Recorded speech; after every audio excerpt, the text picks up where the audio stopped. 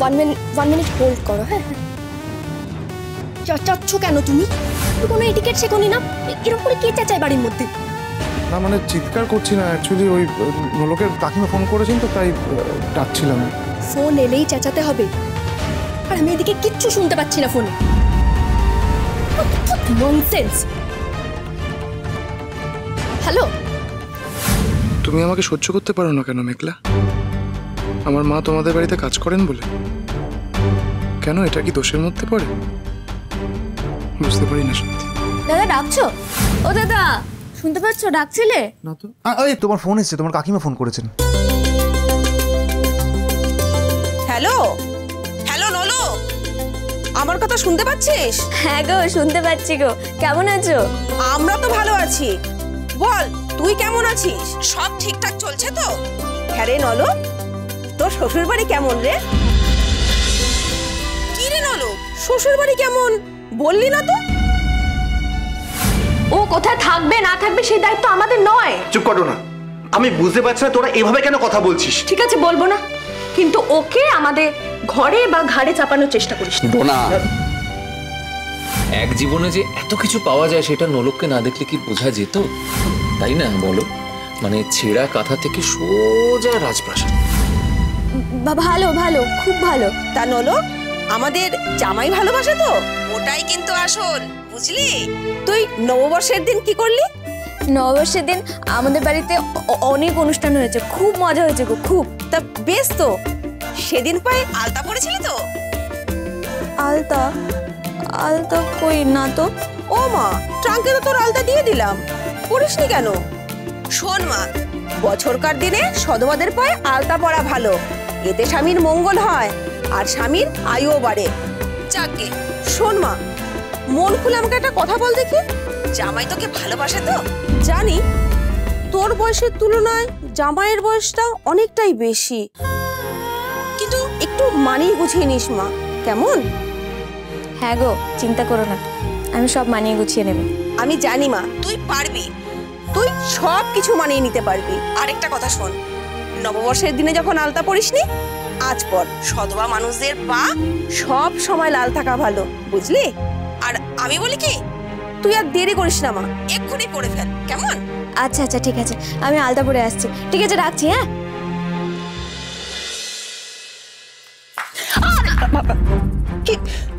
কি ব্যাপার কি?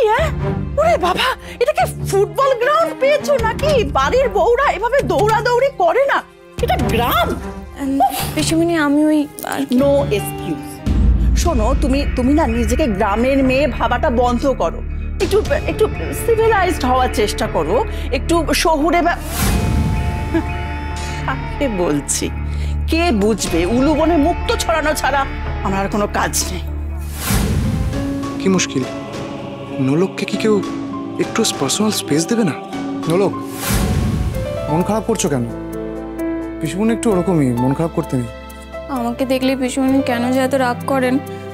যদিও বা দোষটা আমারই, আমার এইভাবে দৌড়ানো উচিত হয়নি, বলো? নলক, পিসিমণি একটু রাগী, কিন্তু দেখবে পিসিমণিও একদিন তোমাকে খুব ভালোবাসবে। তুমি এরকমই একজন, ভালো না বেশে থাকা যায়? ঠিক আছে, আমি আলতা পরে আসি। এক মিনিট, আলতা?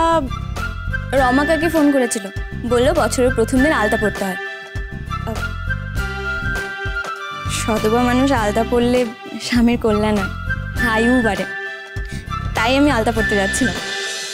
জানো তো নলক, আমারও না আলতা খুব ভালো লাগে, পায়ে পড়লে কি সুন্দর পা দুটো দেখায়, পুরো সাজটাই বদলে যায়।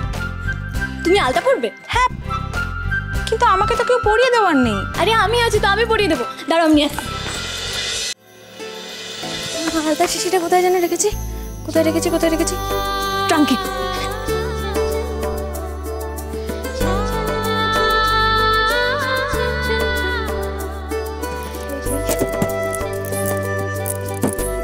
এই তো।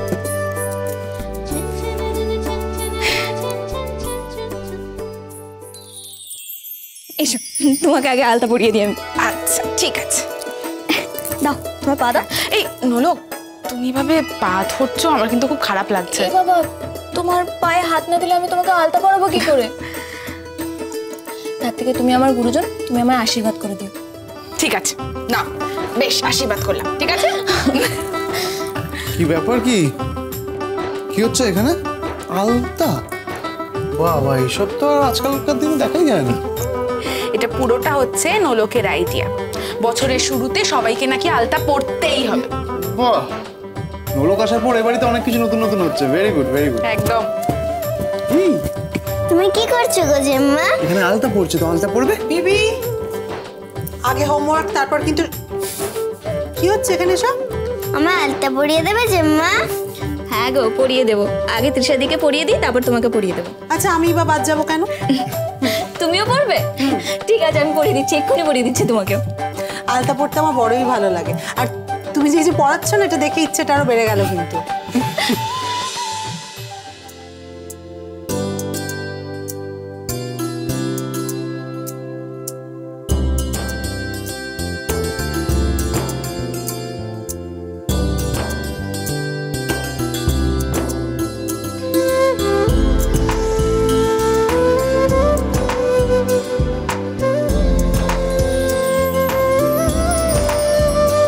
ওয়াও, আলতা পড়ানো হচ্ছে।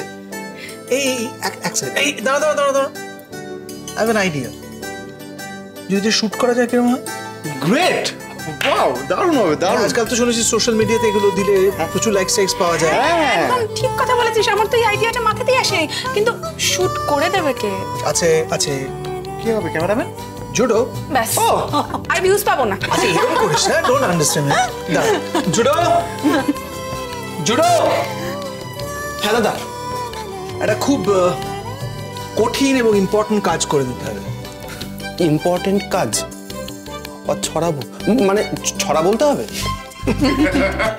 ওসব কিচ্ছু করতে হবে না। হ্যাঁ হ্যাঁ, দেখ এটা কি করছে দেখ। ওয়াও, আলতা পড়বি তো? দেখেছো দাদা, ও না খুব লেটফুল করে আমার। না না, শোন, তোকে আলতা পড়তে হবে না। তুই শুধু আমাদের সবার একসাথে কিছু ছবি তুলে দিবি।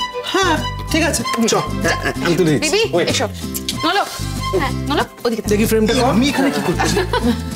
এই তো। এই বলছি, আমি একটা কথা বলছিলাম, যখন ফটো সেশন হচ্ছে তখন সেটা প্রপারলি হোক। মানে আলতা পরছি আমরা সবাই, তাহলে একটু লাল পেরে সাদা শাড়ি পরবো আমরা। হ্যাঁ, কেমন হবে? ওয়াও, হ্যাঁ, গুড গুড গুড। লাল পেরে সাদা শাড়ি, পায়ে লাল আলতা, পারফেক্ট কম্বিনেশন। হ্যাঁ, চলো রেডি হয়ে আসি। এসো নলক, যাই, এসো। কুইক কুইক কুইক, তাড়াতাড়ি। এক্ষুনি আসছি, চলো চলো চলো। সবাই তো চলে গেল, কাজ করি আমরা সেলফি নিয়ে। চলে যাও, মিডলে মিডলে। চিজ।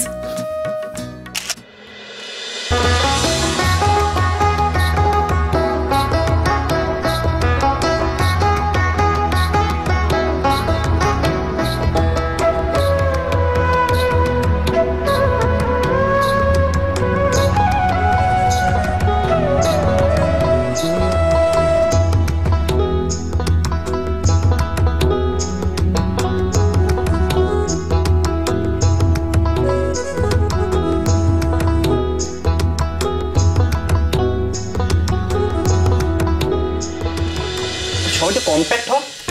আরে ভালো করে পোজ দে না। কাছাকাছি কাছাকাছি। হ্যাঁ হ্যাঁ, এই দেখ কি সুন্দর উঠেছে। আচ্ছা দেখ, চলে যাবে। তোমাদের সবার রিকোয়েস্ট কিন্তু আমি রেখেছি, তেমনি আমারও একটা রিকোয়েস্ট আছে, সেটা তোমাদের রাখতেই হবে। ঠিক আছে, বলে ফেল, বল বল বল। জুটো দাদা, বলো না কি করতে হবে, বলো। আই হ্যাভ এ প্ল্যান, মানে I have a grand plan. হ্যাঁ, তো সেই গ্র্যান্ড প্ল্যানটাই কি? তুই আমাদের বলে তো ফুটেজ খাচ্ছিস কেন? কি প্ল্যান বল? বলছি দাঁড়া, তোমাদের একটা ডান্স পারফরমেন্স করতে হবে, মানে এই আউটফিটের সঙ্গে মানানসই একটা ডান্স পারফরমেন্স, মানে নাচতে হবে। ঠিক আছে, চল চল, অসুবিধা নেই। গানটা চালা, গানটা চালা।